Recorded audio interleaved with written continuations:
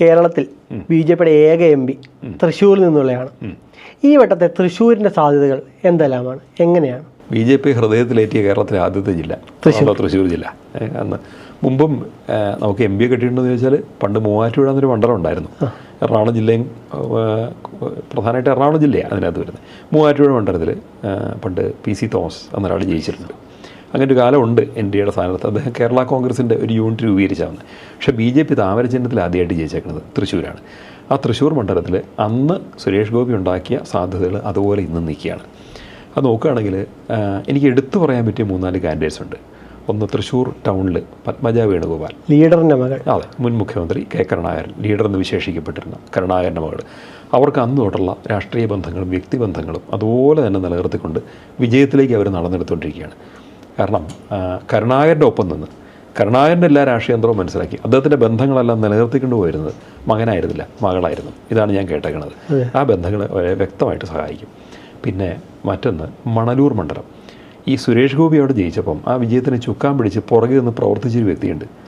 അത് അന്നത്തെ ജില്ലാ പ്രസിഡൻ്റായിരുന്ന അനീഷാണ്. ഈ അനീഷ് കുമാർ എന്ന് പറഞ്ഞ ആൾ നല്ലൊരു വ്യക്തിയാണ്. അത് നിഷ്കളങ്കനായ, ശാന്തനായ, അതേസമയം സംഘടനാ കാര്യങ്ങൾ നന്നായിട്ട് കൈകാര്യം ചെയ്യാൻ അറിയാവുന്ന, ഓരോ മനുഷ്യരോടും വളരെ അധികം ഹാർട്ടിയായിട്ട് പെരുമാറാൻ പറ്റിയ, ഹൃദയംഗമായിട്ട് പെരുമാറാൻ പറ്റുന്ന നല്ലൊരു വ്യക്തി. എത്ര നല്ലൊരു വ്യക്തി എന്ന് പറഞ്ഞാൽ വിശേഷിപ്പിക്കാൻ പറ്റില്ല, അതുപോലെ ഒരാളാണ്. ആ ആളെ മണലൂർ മണ്ഡലം അവർ വിജയിപ്പിക്കും, അത് ഉറപ്പാണ്, സംശയമൊന്നുമില്ല. മണ്ഡലത്തിൻ്റെ ഡെമോഗ്രഫി നോക്കിയാൽ ആൾക്കാർ അഭിപ്രായങ്ങൾ പലതും പറയും. ഇന്ന മതക്കാർ ഇത്ര എണ്ണം ഇല്ലേ, അതൊന്നും കാര്യമൊന്നുമില്ല, എല്ലാവരും അദ്ദേഹത്തെ ഏറ്റെടുക്കും. ഇതാണ്. പിന്നെ ഒന്ന്, നാട്ടിക എന്നൊരു മണ്ഡലമുണ്ട്. നാട്ടിക ബി.ജെ.പി ഓൾറെഡി തന്നെ നല്ല മുന്നിൽ വന്നേക്കണം. ലോക്സഭാ ഇലക്ഷനിൽ സുരേഷ് ഗോപിക്ക് നല്ല സപ്പോർട്ട് കൊടുത്ത മണ്ഡലങ്ങൾ ഒരെണ്ണം നാട്ടികയാണ്. നാട്ടികയിൽ സി മുകുന്ദനാണ് നിൽക്കുന്നത്. വിജയിക്കാൻ വളരെയധികം സാധ്യതയുണ്ട്. പിന്നെ ഒപ്പം ചാലക്കുടി മണ്ഡലം, ചാലക്കുടി നിയമസഭാ മണ്ഡലത്തിൽ 2020 നിൽക്കുന്നത്, ബി.ജെ.പി അല്ല. പക്ഷേ 2020 അവിടെ പ്രചരണത്തിൽ വളരെ മുന്നിൽ കയറി കഴിഞ്ഞു. ആദ്യഘട്ടത്തിൽ പിന്നിലായിരുന്നു. ഇപ്പോൾ ത്രികോണ മത്സരമാണ്, അവർക്കൊരു മുൻതൂക്കം വന്നിട്ടുമുണ്ട്.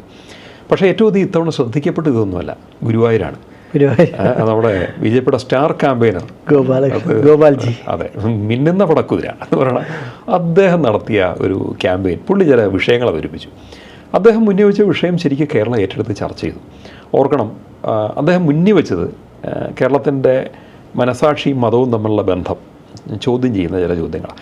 അങ്ങനത്തെ 2 ഇൻസിഡൻ്റാണ് ഉണ്ടായത്. ഒന്ന്, SDP മഞ്ചേശ്വരത്ത് പിൻവലിച്ച വിഷയം, അത് കേരളം മുഴുവൻ ചർച്ച ചെയ്തു. അതുപോലെ തന്നെ ഗോപാലകൃഷ്ണൻ മുന്നിൽ വെച്ച വിഷയം, അതും കേരളം മുഴുവൻ ചർച്ച ചെയ്തു. കയ്യിലൊരു ചായക്കപ്പം പിടിച്ച് അദ്ദേഹം ഒരു ഹോർഡിംഗ് ഉണ്ടായിരുന്നു, ഈ മണ്ഡലത്തിൽ എന്താണ് പറ്റിയത് എന്ന് ചോദിക്കുന്നത്. കേരള ചോദ്യം ഏറ്റെടുത്തിട്ടുണ്ട്, ആ മണ്ഡല ചോദ്യം ഏറ്റെടുത്തിട്ടുണ്ട്.